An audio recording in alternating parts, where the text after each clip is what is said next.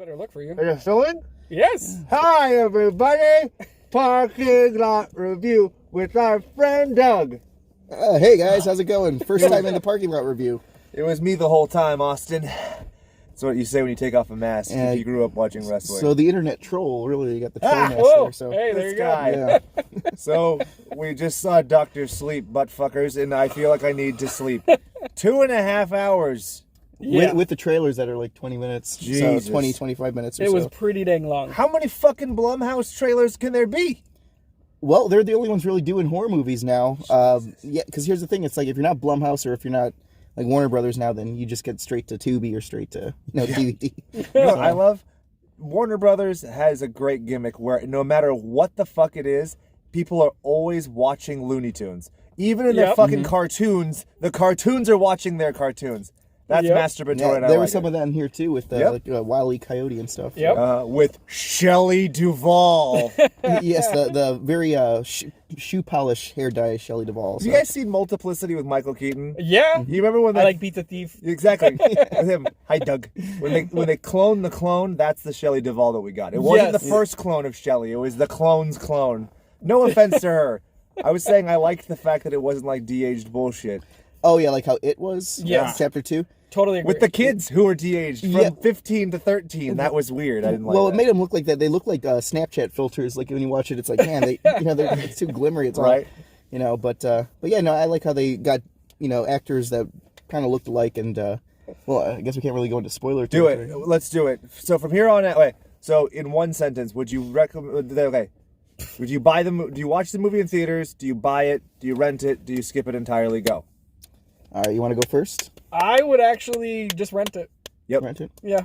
Yeah, I would probably rent it too. Here's the thing, like I love the original Shining, and I grew up on it, but this one, it just, if I kind of watched this without watching The Shining, it would have just been one of those movies. It's like, oh, it's on Netflix, and it's like a, just a real quick thing. But They just had a reach to try and tie everything in. It just wasn't the same feeling from the original. Too fucking long. Right. And then even like once we get into spoilers, when he goes back to the hotel, that scene was just really long. Uh-huh. well, yeah. What's your opinion on it? Oh, it's too fucking long. But I would rent it. I think that this would have been, you add an extra hour, you make it into a fucking miniseries, but you wouldn't get the same budget, so it's kind of a trade-off. But I would rather have less budget and a better pace than it be this long, because so much of this I just didn't care about. But this movie was never going to be a fucking 10 to me, because the source material was nowhere near a 10 to me. Yeah, books suck too. The book should not have been a book. This is my thesis. The book should have been a fucking graphic novel, because it read like an X-Men or a Doom Patrol, where it's like kids with powers. That's what it was. Well, no, I was going to say too, with Warner Brothers, they really put the budget up a lot. They were baiting this as being like the big, like a big blockbuster for them. And I'm like, if the book wasn't that good, I didn't read the book, but if the book wasn't that good, it's like, why would you kind of bait that? It's like, oh, it only made $13 million. I'm depressed. I agree. The reason being because Stanley Kubrick. There was no originality in this at all. No. Everything that was cool was based on a parody of something else. And they even fucked up the world turning. Do you remember that in the book? In the book, it's turning like a record. Right. In this, she like swings and it looks stupid, and then she like falls backwards. Oh, it was your Big Lebowski. You're right. Big Lebowski. Yeah, there's definitely a scene where she's out of body, like coasting over the city skyline. It's either the Big Lebowski or what is Superman 2, where he's got Lois. Okay, from here on out, we're getting the spoilers. We can't be fucking bothered.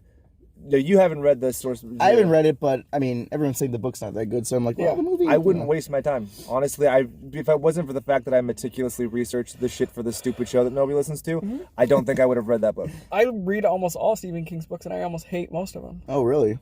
He's like a masochist. He likes to read it to be like, oh, this sucks. This sucks. Well, do you like the books themselves, or do you just hate the endings, or like where it's just... No, a lot of the books suck too.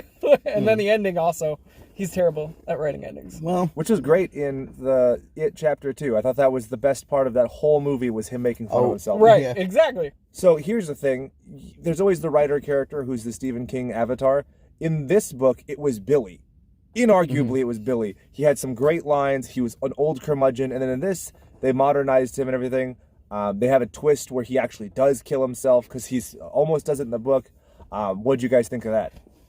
Oh, when he shoots himself in the head? Yeah. Did you think that was actually going to happen, or did you think that it was going to be like, oh, he stops him right before he pulls the trigger? No, because he was just, that's usually how it goes with like movies.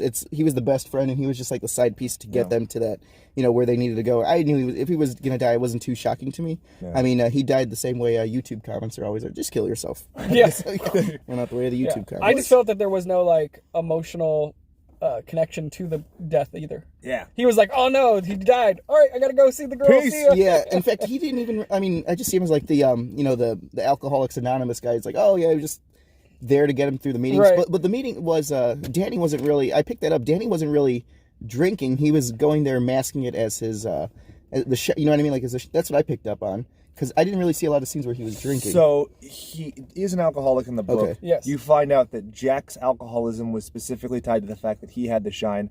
Abra's mom is the illegitimate daughter of Jack Torrance and her mom when he was a professor because he was slinging his dick around and cheated on Shelley Duvall.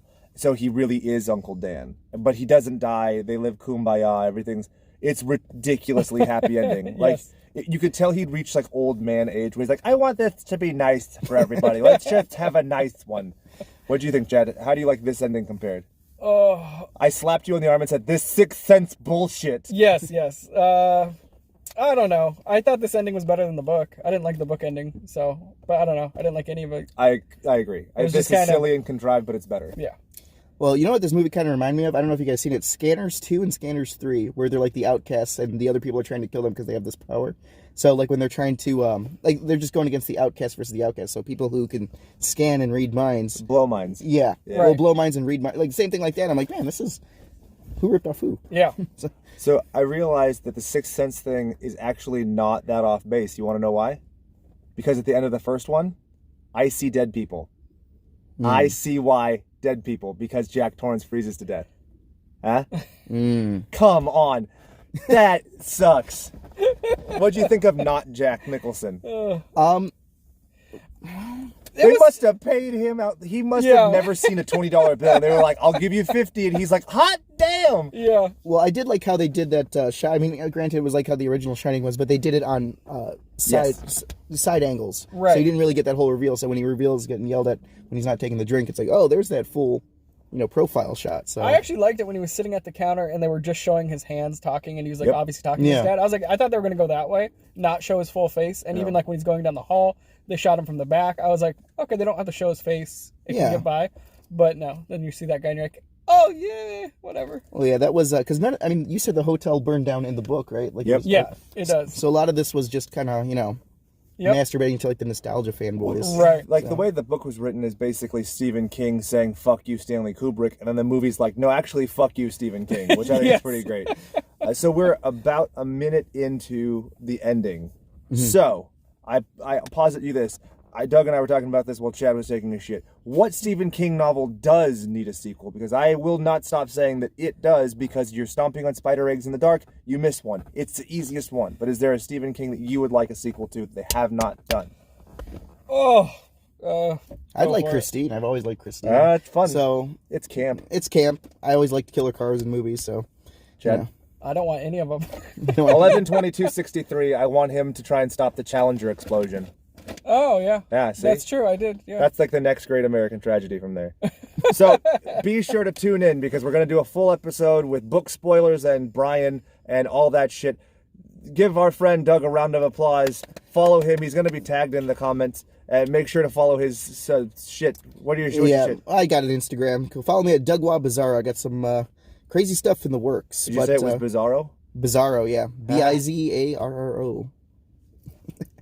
All right, and make sure you give this a listen, because Slashers is a great podcast. So if you like talk radio podcasts, stuck in traffic, if you live in California, then obviously you are stuck in traffic, give them a listen. What's great is we've already gone over the 10 minutes, so this probably gets cut, but I love you for it. Thanks, buddy. Cool.